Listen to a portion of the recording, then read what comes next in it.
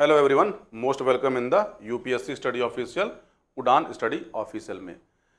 पिछला वीडियो हमारा जो था आप सभी ने बहुत ध्यान से देखा और पिछले वीडियो में हमने आपसे सिलेबस के बारे में चर्चा किया था कि पेपर कैसा होता है, पेपर में क्या क्या होता है, क्या क्या नहीं होता है। तो आज हमारा जो बैच है, हमारा विजय बैच हमारा जो है, उस बैच की पहली ओरिएंटेशन क्लास है।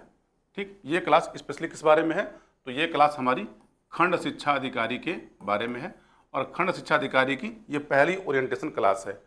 ओरिएंटेशन क्लास लेने का मेन मतलब क्या है? तो मेन मतलब क्या है कि जो हमारे विद्यार्थी हैं जो खंड शिक्षा अधिकारी की तैयारी करना चाहते हैं, तो उनको ये जरूर जानना चाहिए कि खंड शिक्षा अधिकारी बनने के लिए हमें क्या क्या करने की ज़रूरत है। देखिए, खंड शिक्षा अधिकारी का पद जो है एक सम्मानित पद है, एक अच्छी नौकरी है, आपको एक अच्छा लाइफ स्टाइल देता है और आपके पास शिक्षा के क्षेत्र में यदि आप काम करना चाहते हैं तो आपको बहुत सारे अधिकार भी मिलते हैं, जिससे क्या हो, आप शिक्षा का सर्वांगीण विकास कर सकते हैं। ठीक है, इसको नेगेटिव में भी बहुत लोग लेते हैं।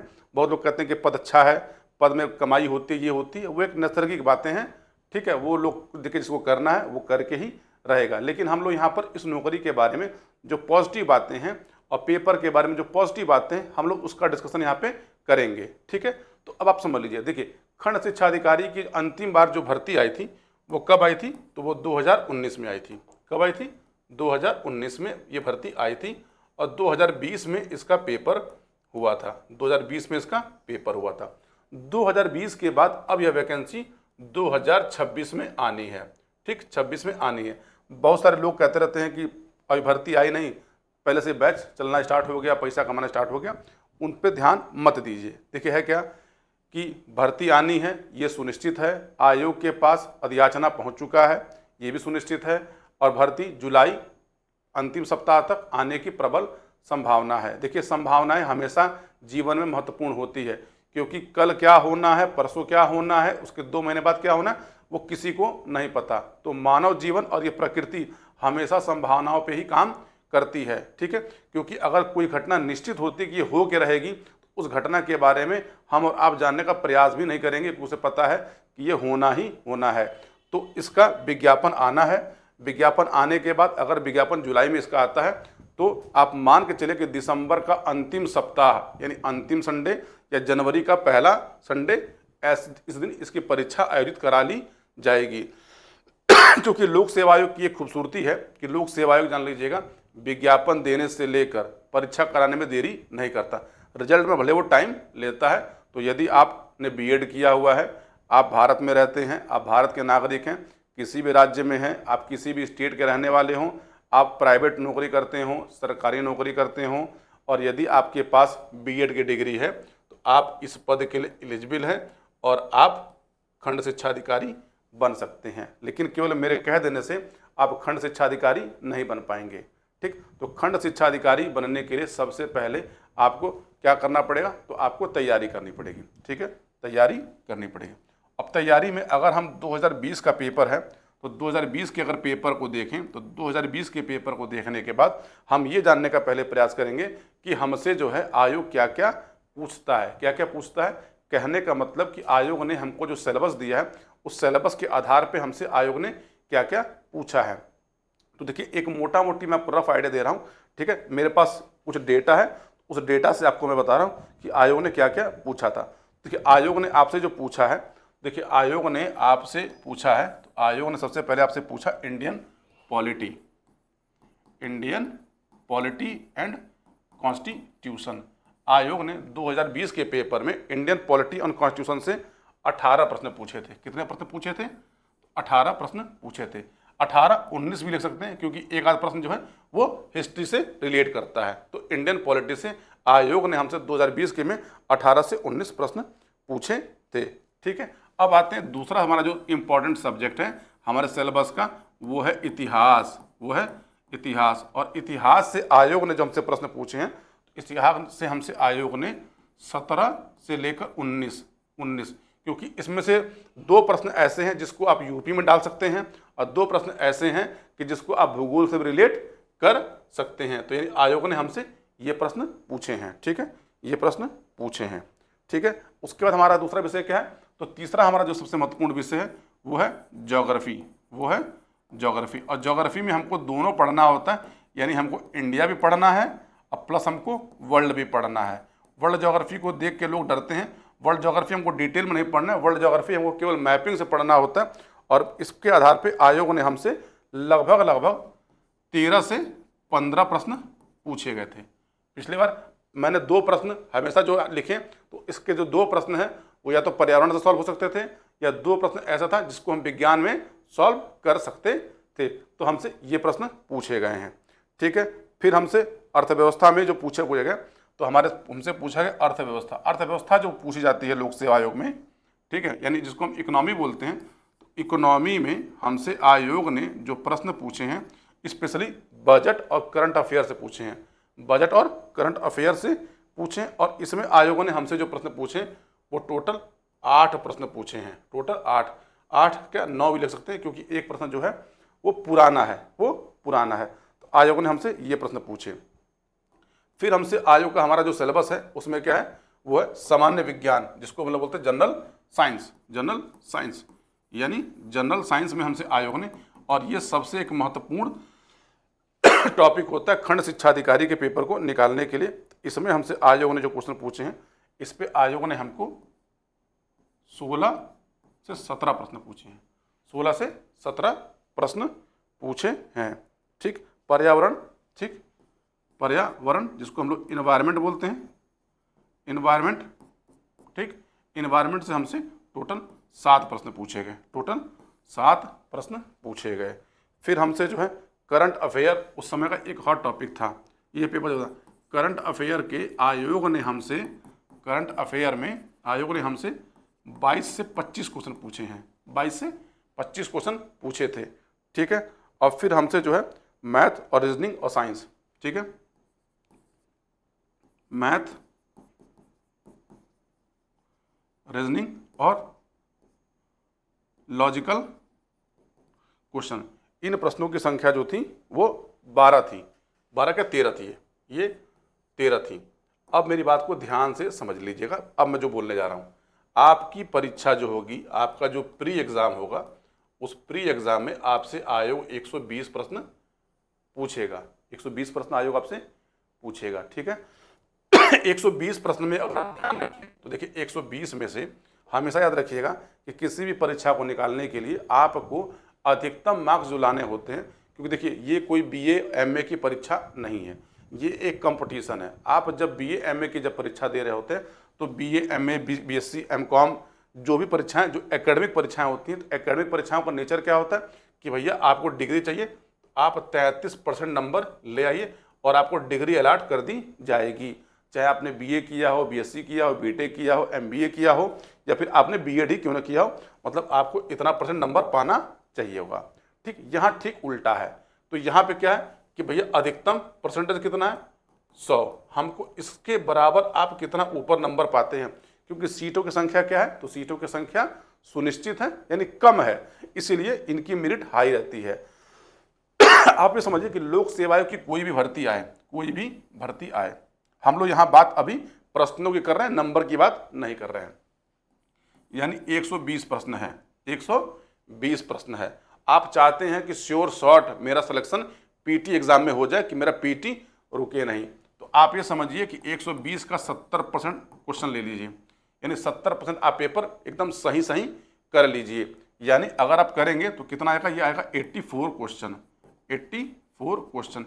यदि आप एक बात समझिएगा कि यदि आप 20 में से 84 क्वेश्चन सही कर देते हैं आफ्टर नेगेटिव मार्किंग, तो आप इस परीक्षा को बड़े आराम से निकाल लेंगे। अब आप समझ लीजिए कि आपकी परीक्षा में, मैंने कहा ना फिर से, क्वेश्चन कितने हैं 120, ठीक है, 120। नेगेटिव मार्किंग क्या है, तो नेगेटिव मार्किंग है 1/3, क्या है 1/3, यानी आप ये समझ लीजिए कि आपने एक क्वेश्चन सही कर दिया, और आपने 3 क्वेश्चन गलत कर दिए, तो आपका जो नेट स्कोर क्या हो जाएगा, वो 0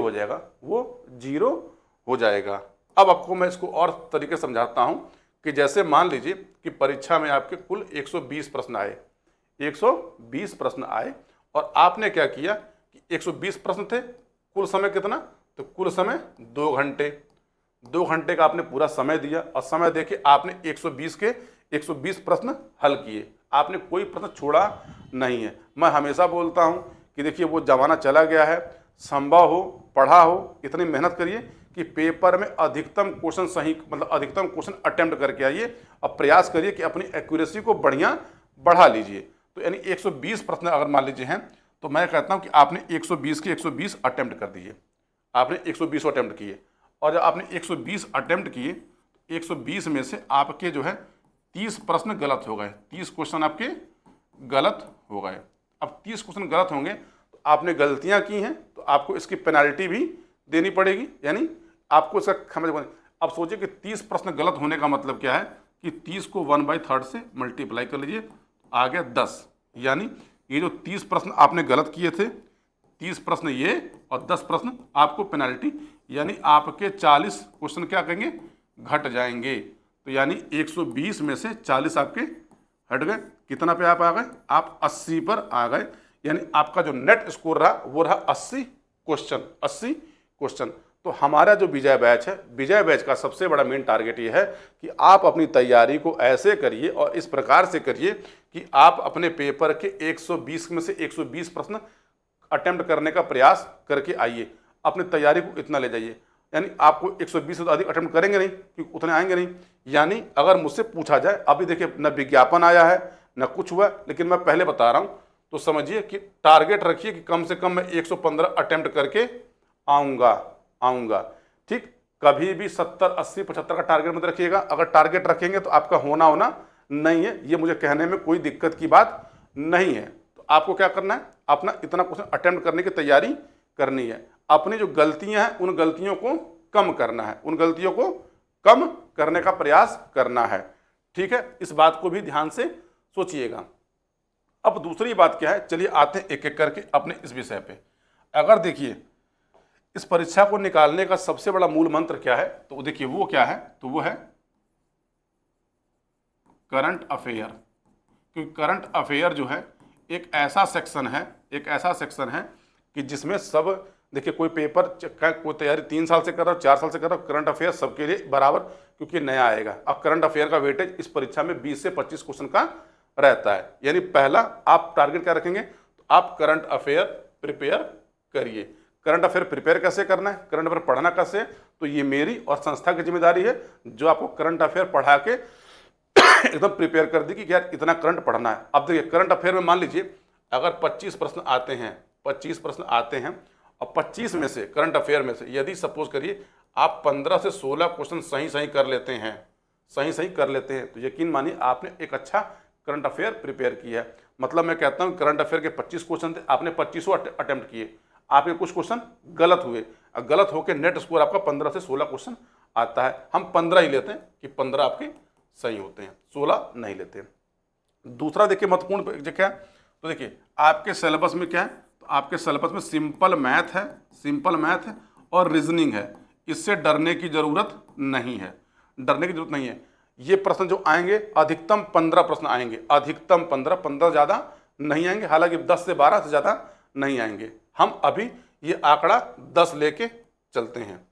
ये मैथ और रीजनिंग इतनी आसान होती है कि इसमें से 9 प्रश्न आप एकदम सही कर सकते हैं, बशर्ते क्या है कि वहाँ पेपर का प्रेशर मत लीजिए, क्योंकि कुछ छोटे रीजनिंग के सवाल आते हैं। ठीक, जैसे आता है एक आदमी यहाँ खड़ा है, वो उत्तर मुँह करके खड़ा है, वो 10 मीटर गया, फिर बाएं मुड़ा दाएं मुड़ा, ऐसे प्रश्न आएंगे। ये तस्वीर देख रहे हैं, इस तस्वीर में ये व्यक्ति है, ये उसका ये, यानी ऐसे प्रश्न आएंगे। फिर आपसे कुछ नंबरिंग वाले प्रश्न आते हैं। ठीक, कुछ आपसे त्रिभुज बना कर दे देंगे, इसको गिन के बता दो बेटा कि कितने त्रिभुज हैं। ठीक, कुछ नंबर आएंगे, इस नंबर पे कौन सा नंबर जंप करेगा, कोई सीरीज पूछेगा, यानी बहुत ही आसान पूछता जाता है। ठीक है, रेखा गणित ज्यामिति आपके सिलेबस में तो बहुत ही आसान प्रश्न पूछे जाते हैं। और मैथ रीजनिंग में कुछ मत करिए, हमारी संस्था के द्वारा आपको लगभग 25 घंटे की क्लास दी जाएगी। उस 25 घंटे की क्लास को कर लीजिएगा, आप मैथ में और रीजनिंग में इतने पारंगत हो जाएंगे और आपको इतनी प्रैक्टिस करा दी जाएगी कि आप ये 10 के 10 सही करके आएंगे। तो देखिए अभी तक हम अपना स्कोर चल रहे हैं कि हमने देखिए 15 यहाँ सही किया और हमने 9 यहाँ सही किया, हम 9 ही लेते हैं, 9 यहाँ पर सही किया। यानी 25 10 35 क्वेश्चन हो चुके हैं। 35 में से हमने अब तक 24 क्वेश्चन सही सही कर लिए। हमने क्वेश्चन सारे अटेम्प्ट किए हैं, सारे अटेम्प्ट किए हैं। ठीक, अभी आपको लगेगा। अब आते हैं अगले विषय के ऊपर, अगले विषय के ऊपर। तो देखिए अगला हमारा जो सब्जेक्ट है वो है मॉडर्न इंडिया, वो है मॉडर्न इंडिया। आपसे इतिहास पे जो भी प्रश्न पूछे जाएंगे आप यकीन मान के चलिए कि आपसे मॉडर्न इंडिया से कम 10 प्रश्न पूछे जाएंगे, कम से कम 10 प्रश्न पूछे जाएंगे। मॉडर्न इंडिया को पढ़ने के लिए मार्केट में बहुत सारी किताबें आती हैं, आप किसी भी किताब को लेकर पढ़ सकते हैं। मैं किसी किताब का नाम नहीं लूँगा, क्योंकि मैं नाम लूँगा तो पब्लिशिंग हो जाएगी कि हाँ कि आप किसी किताब को प्रमोट कर रहे हैं। आपको जो किताब लेना हो ले लीजिएगा। बाकी मॉडर्न इंडिया की शॉर्ट नोट्स आपको मेरे द्वारा दी जाएगी। और यकीन मानिए कि यदि आयोग 10 पूछता है तो 10 में से 8 प्रश्न वहाँ से आपको दिखाई देंगे। और मॉडर्न को बहुत आराम से, देखिए मॉडर्न इंडिया लोग करता है क्या है कि लोग गलत तरीके से पढ़ते हैं। लोग मॉडर्न इंडिया को 1707 यानी औरंगजेब की मृत्यु से पढ़ना शुरू करते हैं और कहाँ तक आएंगे, तो आएंगे भारतीय राष्ट्रीय आंदोलन तक आते हैं। जबकि आपसे जो प्रश्न पूछे जाते हैं मॉडर्न इंडिया में अधिकतम जो प्रश्न होंगे समझ लीजिएगा कि कांग्रेस की स्थापना होगी और भारत की आज़ादी 1947, इनके बीच के ही प्रश्न जान लीजिएगा आपसे 80% होते हैं। 80% यहाँ से, और 20% प्रश्न जो होते हैं वो 1857 की क्रांति के आसपास होते हैं। यानी आप ये समझिएगा कि 1800 से लेकर यानी 1757 ले लीजिए और 1857 लीजिए, तो आपको कुछ प्रश्न आपको यहाँ से दिखाई देंगे। यानी मॉडर्न इंडिया को बहुत ही कम एफर्ट लगा के आसानी से कुछ डेट है, कुछ संस्थाएं पूछी जाती हैं, कुछ किताबों के नाम पूछे जाते हैं इसमें। ठीक है, कुछ किताबों के इसमें नाम पूछे जाएंगे, कुछ चीज़ें आपसे अलग अलग पूछी जाएंगी। इसको आराम से डुएबल किया जा सकता है। तो मॉडर्न इंडिया के लिए कोई तनाव लेने की ज़रूरत नहीं है। अब आते हैं हम, अगला जो महत्वपूर्ण हमारा विषय है वो है विज्ञान, जिसको हम लोग जर्नल साइंस बोलते हैं। तो देखिए लोक सेवा आयोग आपसे कहता है कि हम आपसे कक्षा 10 स्तर का विज्ञान का प्रश्न पूछेंगे जो दैनिक जीवन में महत्वपूर्ण है। उसमें भी सबसे महत्वपूर्ण है वो है बायोलॉजी, वो है बायोलॉजी। बायोलॉजी के बाद केमिस्ट्री, ठीक, और उसके बाद फिजिक्स। तो लगभग 15 प्रश्न पूछे जाते हैं। इसके लिए आपको कोई भारी भरकम किताब नहीं लेनी है कि आप गए मार्केट से कक्षा 10-12 किताब लेके चले आए। अगर आपने पहले विज्ञान नहीं पढ़ा है, पहले विज्ञान अगर आपने नहीं पढ़ा और आप नए नए विज्ञान, या फिर आपने विज्ञान पढ़ना छोड़ रखा है, कई साल से आपने विज्ञान पढ़ा ना हो, तो सबसे आसान तरीका है एनसीईआरटी की 2 किताबें आती हैं, कक्षा 9 और 10 की किताब आती है एनसीईआरटी की, हिंदी इंग्लिश दोनों में आती है। उसको लेकर खाली एक बार पढ़ लीजिए, एक बार पढ़ लीजिए। वो इसलिए ताकि आपका जो है एक बेस बन जाए विज्ञान को समझने का। बाकी आपको विज्ञान की प्रॉपर क्लास मिलेगी, विज्ञान की प्रॉपर आपको नोट्स मिलेगी। और नोट्स का मतलब ये नहीं कि आपको 1000 पन्ने की बल्कि नोट्स दे दी गई है। आपको जो भी नोट्स दी जाएगी वो शॉर्ट नोट्स दी जाएगी और आपको इतनी बार उसको रिवीजन करना है और आपसे इतनी बार एमसीक्यू करा के वो सारी चीज़ें आपसे कंप्लीट करा दी जाएंगी ताकि आप उसको आराम से सही कर सकें और अपनी परीक्षा में सही प्रश्न करके आएँ। यानी आप ये समझिए कि 15 में से आते हैं तो 15 में से 2 या 3 प्रश्न ऐसे होंगे जिसका आपको उत्तर नहीं पता होगा। बाकी प्रश्नों को आसानी से हल किया जा सकता है, अपनी तैयारी को, एफर्ट को लगा कर किया जा सकता है। ठीक है, चलिए अब इसके बाद देखिए हमारा जो है, आप सभी जान रहे हैं कि इस समय जो है इन्वायरमेंट पे सरकार बहुत सारा काम कर रही है। तो इन्वायरमेंट पे आपसे प्रश्न पूछे जाते हैं। तो इन्वायरमेंट पे गिन के 3-4 टॉपिक हैं जिस पे आयोग प्रश्न पूछेगा आपसे। तो पहला टॉपिक आपसे जो आयोग पूछेगा, देखिए लोक सेवा आयोग का एक फेवरेट टॉपिक है, वो है बायोडाइवर्सिटी, वो है बायोडाइवर्सिटी। आप किसी भी साल का प्रश्न पत्र देखिएगा बायोडाइवर्सिटी आपसे पूछी जाएगी। फिर आपसे इन्वायरमेंट के एक्ट पूछे जाएंगे। फिर आपसे क्या पूछेंगे आयोग आपसे, तो आपसे वाइल्ड लाइफ सेंचुरी जो है वो पूछी जाएंगी। ठीक, कुछ संस्थाएं हैं पूछी जाएंगी कि कौन सी संस्था कब बनी थी, कैसे बनी थी। यानी आराम से यहाँ से 7 से 8 प्रश्न आते हैं। सस्टेनेबल डेवलपमेंट गोल है, एसडीजी है, आपसे एसडीजी पूछा जाएगा। ठीक है, फिर आपसे मान लीजिए जो टाइगर रिजर्व है, टाइगर रिजर्व आपसे प्रश्न पूछे जाएंगे। ठीक है, उसके बाद जैसे सबको कि रामसर साइट है, राम साइट आपसे पूछी जाती है। तो आसान से प्रश्न है जिसको किया जा सकता है। अभी सोचिए कि हम लोगों ने केवल आधे प्रश्न पे हम लोग आए सिलेबस पे, आधे पे इतनी चीज़ें डुएबल हैं, इतनी चीज़ें की जा सकती हैं। अब उसके बाद समझिए कि अभी हमारा बचता है ज्योग्राफी। अब आता है हमारा ज्योग्राफी। ज्योग्राफी में भी 2 पार्ट हैं, एक है इंडियन ज्योग्राफी और एक है वर्ल्ड ज्योग्राफी। इंडियन ज्योग्राफी में आप समझ लीजिए कि खाली इंडिया का फिजियोलॉजी पढ़ लीजिए, इंडिया की सीमाएं पढ़िए, ठीक, इंडिया के, ठीक है, मैदान पढ़ लीजिए कि कौन सा मैदान है, कौन सा राज्य है, कौन सा राज्य कहाँ से लगता है, कहाँ से नहीं लगता है। इंडिया का रिवर सिस्टम पढ़ लीजिए, इंडिया में कौन कौन सी खनिजें पाई जाती हैं पढ़ लीजिए, इंडिया में फॉरेस्ट कहाँ कहाँ पाए जाते हैं ये पढ़ लीजिए। तो आपका आराम से इंडियन ज्योग्राफी आप पढ़ सकते हैं। और वर्ल्ड ज्योग्राफी को पढ़ने का सबसे आसान तरीका है कि टोटल 7 कंटिनेंट है, 7 कंटिनेंट में कौन कौन से पर्वत हैं, कौन कौन से मैदान हैं, कौन कौन सी फसलें कहाँ होती हैं, बस आपको ये पढ़ने की ज़रूरत है। आपको बहुत डिटेल नहीं पढ़ना है, यानी आपसे सामान्य अध्ययन के स्तर पर प्रश्न पत्र पूछे जाएंगे, ठीक है।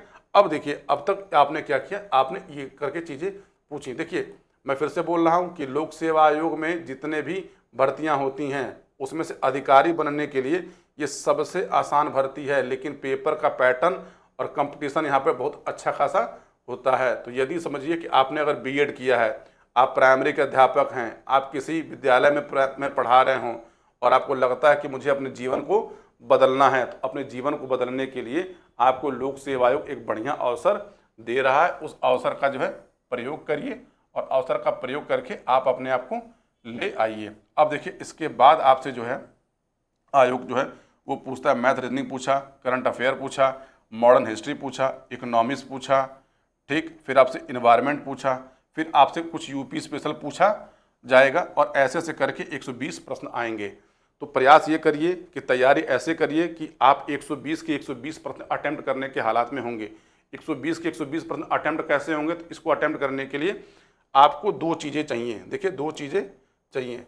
देखिए, आप किसी भी नौकरी में हो, चाहे पुलिस डिपार्टमेंट में नौकरी करते हो, चाहे प्राइमरी स्कूल में नौकरी करते हो, आप नौकरी नहीं करते हो, ठीक, आप इंडियन तिब्बत पे नौकरी करते हो, यदि आप अपने 24 घंटे में से 24 घंटे में से यदि आप 4 घंटे कम से कम, ठीक, यानी या 4 घंटे यदि आप न्यूनतम 4 घंटे न्यूनतम इस परीक्षा को देते हैं और लगातार देते हैं ये नहीं कि आज हमने 8 घंटा पढ़ा अब 2 दिन छुट्टी मार ली, यानी आपको कंटिन्यूटी के साथ, आपको कंसिस्टेंसी के साथ मेहनत करने की ज़रूरत है इस पद को पाने के लिए। दूसरी बात क्या है कि आप जब ज्वाइन करेंगे तब तक 8वां वेतन आयोग लागू हो चुका होगा। 8वां वेतन आयोग लागू होने के बाद आपको ठीक ठाक सैलरी भी मिलेगी और आपको सुविधाएं भी मिलेगी। तो तय आपको करना है, आपने बीएड किया है, ठीक, बीएड किया है, बीएड करने के बाद अधिकारी बनने का लोक सेवा आयोग से इससे आसान परीक्षा नहीं होती, क्योंकि सोचिए कि इसका मेंस आसान होता है, इसका प्री सबसे टफ होता है। प्री इसलिए टफ होता है क्योंकि प्री में कम से कम 4 लाख फॉर्म पड़ेंगे। 4 लाख में से क्या होगा, मान लीजिए अगर सीटों की संख्या 250 है, अगर सीटों की संख्या मान लीजिए अगर हम 300 मान लेते हैं कि सीटों की संख्या 300, आयोग कहता है कि हम मुख्य परीक्षा के 15 गुना लोग को बुलाएंगे, तो अगर आप करेंगे तो कितना हुआ, 4500 हुआ, यानी मान के चलिए अधिकतम आयोग 6000 लोग को बुलाएगा मुख्य परीक्षा के लिए। अब सोचिए कि फॉर्म पड़ा कितना, तो फॉर्म पड़ा 4 लाख, 4 लाख में से खाली 6000 लोग को ही बुलाएगा मेंस फॉर्म करने के लिए। मेंस की तैयारी इसकी बहुत आसानी से की जा सकती है क्योंकि आपको प्री से लेके मेंस के बीच में भरपूर टाइम मिलता है। तो मेरे कहने का मतलब क्या है कि आप अपनी जब प्रारंभिक परीक्षा की तैयारी कर रहे हैं तो प्रारंभिक परीक्षा के स्तर पे जीएस को थोड़ा डिटेल में पढ़ लीजिए, ताकि वहाँ पे आपको जीएस लिखना है कितने वर्ड में, 20 वर्ड में, 50 वर्ड में, 100 वर्ड में लिखना है। तो अपने जहाँ से भी तैयारी करना हो, जिससे भी तैयारी करना हो, मार्केट में बहुत सारी संस्थाएं, बहुत से लोग तैयारी कराते हैं। हम इस बैच में आपको कोई भी क्लास जो है वो सारी क्लासेस लाइव देंगे। अगर आप नहीं देख पाएंगे तो क्लास रिकॉर्ड फॉर्म में रहेगी, आप उसको जितनी बार चाहें उतनी बार देख सकते हैं। अब तय आपको करना है कि क्या करना है क्या नहीं करना है, ठीक है। तो तैयारी को शुरू कर दीजिए। अगले 2 दिन अभी हम इसकी और क्लासेस लेंगे, ओरिएंटल क्लासेस, और इस क्लासेस में अब एक एक विषय को हम लोग डिकोड करेंगे, हम लोग एक एक विषय को डिकोड करेंगे। यानी अगली जो 2 क्लासेस चलनी है इस बैच की, अगली जो क्लासेस इस 2 बैच की है, तो हमारे पास जो प्री का जो सिलेबस है, तो प्री के सिलेबस में जैसे इतिहास हमारा है, हिस्ट्री हमारा है, ज्योग्राफी हमारा है, इंडियन कॉन्स्टिट्यूशन पॉलिटी हमारा है, इन्वायरमेंट हमारा है, कि हमको किस किस सेक्शन से क्या क्या पढ़ना है और कौन सी किताबें पढ़नी है, कौन सी किताबें नहीं पढ़नी है। सबसे महत्वपूर्ण क्या है कि हमको क्या नहीं पढ़ना है, ये जानना जरूरी है इस परीक्षा के लिए। बहुत सारे लोगों ने मुझसे फ़ोन किया कि सर हम क्या PYQ लगा ले सारी UPSC की, सारी UPSC की। देखिए, हर परीक्षा का अपना नेचर होता है, हर परीक्षा का अपना पैटर्न होता है। यदि किसी परीक्षा को पास करना है तो आपको उस परीक्षा के पैटर्न को समझना होगा, क्योंकि पैटर्न को समझेंगे तब उस दिशा में आप तैयारी करेंगे। सिलेबस हमने आपको ग्रुप में उपलब्ध करा दिया है। अगर हो सके तो सिलेबस को अपने हाथ से अपनी कॉपी पे लिख लीजिए, प्रिंट आउट मत निकालिए, अपने हाथ से लिखिए। जब लिखेंगे तो आपको समझ में आएगा मुझे क्या पढ़ना है क्या नहीं पढ़ना है। यानी हमारी अगली जो क्लास होगी, अगली क्लास में हम एक एक विषय को लेकर कि एक एक विषय में क्या क्या पढ़ना है, कैसे पढ़ना है। इस बैच में आपको अब चलिएगा टोटल 3 टीचर पढ़ाएंगे, एक मैं पढ़ाऊंगा, एक पंकज सर पढ़ाएंगे, एक सौरभ सर पढ़ाएंगे। ठीक है, हमारे 2 टीचर और भी हैं तो वो भी कुछ क्लासेस लेंगे ताकि आपकी एक कंप्लीट तैयारी हो सके। हम आपके साथ पूरी ईमानदारी के साथ खड़े हैं, आपके साथ मेरे साथ खड़े हैं। आप अपनी तैयारी को शुरू करिए, तैयारी करिए। एक अच्छा अवसर मिला है, ऐसे अवसर जीवन में बार बार नहीं मिलते। आप सोच लीजिए कि 2020 के बाद 21, 22, 23, 24, 25 बीत गई, तब तक बहुत सारे लोगों ने बीएड किया, तो इतनी नई भीड़ आ भी चुकी होगी। तो यकीन मानिए कि कंपटीशन अच्छा खासा होगा। अपनी तैयारी को शुरू करिए। अगर आप सोच रहे हैं कि विज्ञापन आएगा, फॉर्म भरूंगा तब मैं तैयारी करूंगा, तो यकीन मानिए कि जो बच्चा पहले से तैयारी कर रहा है आप उससे पीछे हैं। हाँ, होता क्या है कि जब फॉर्म आ जाता है तो थोड़ा सा रिदम आदमी का बढ़ जाता है, लेकिन ये समझकर कि युद्ध होने से पहले, युद्ध के पहले जो तैयारी की जाती है, युद्ध के पहले जो अगर आप तैयारी कर लेते हैं, यानी कहने का मतलब कि युद्ध भूमि जाने से पहले यदि आपने पसीना बहा लिया है तो युद्ध में आपको खून कम बहाना पड़ेगा। याद रखिएगा कि युद्ध की तैयारी हमेशा शांति काल में होती है। युद्ध की तैयारी हमेशा शांति काल में की जाती है, युद्ध के समय युद्ध की तैयारी नहीं की जाती। तो खंड शिक्षा अधिकारी के बैच का आगाज हो चुका है, शुरुआत हो चुकी है। अपनी तैयारी को शुरू करिए और शांति काल में तैयारी शुरू कर दीजिए, ताकि जब इसका शंखनाद होगा, जब इसका ज्वार फूटेगा, तब आप अपने सारे अस्त्र शस्त्र लेके उस मैदान में उतर सकते हैं और आप इस पद को प्राप्त कर सकते हैं। तो आज की क्लास सबसे छोटी क्लास थी, ओरिएंटेशन क्लास थी। आज की क्लास में इतना ही।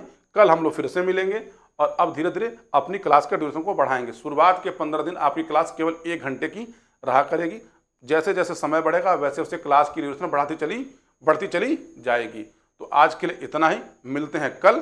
तब तक आप अपनी किताबों को तैयार कर लीजिएगा, अपनी कॉपी तैयार कर लीजिए और पढ़ने का रिदम बना लीजिएगा। ठीक, हम लोग अगले दिन जो है इसका जो पेपर होगा, इसके पेपर में जो जो क्वेश्चन पूछे गए हैं, कल आपसे मैं पहले आपसे मैं डिस्कस करूंगा कि किस विषय से कौन कौन सा प्रश्न पूछा गया है। जब हम लोग उसको पढ़ लेंगे तो पढ़ने के बाद देखेंगे हमारे लिए कौन कौन सा टॉपिक महत्वपूर्ण हो जाता है। तो चलिए मिलते हैं कल, तब तक के लिए बहुत बहुत धन्यवाद।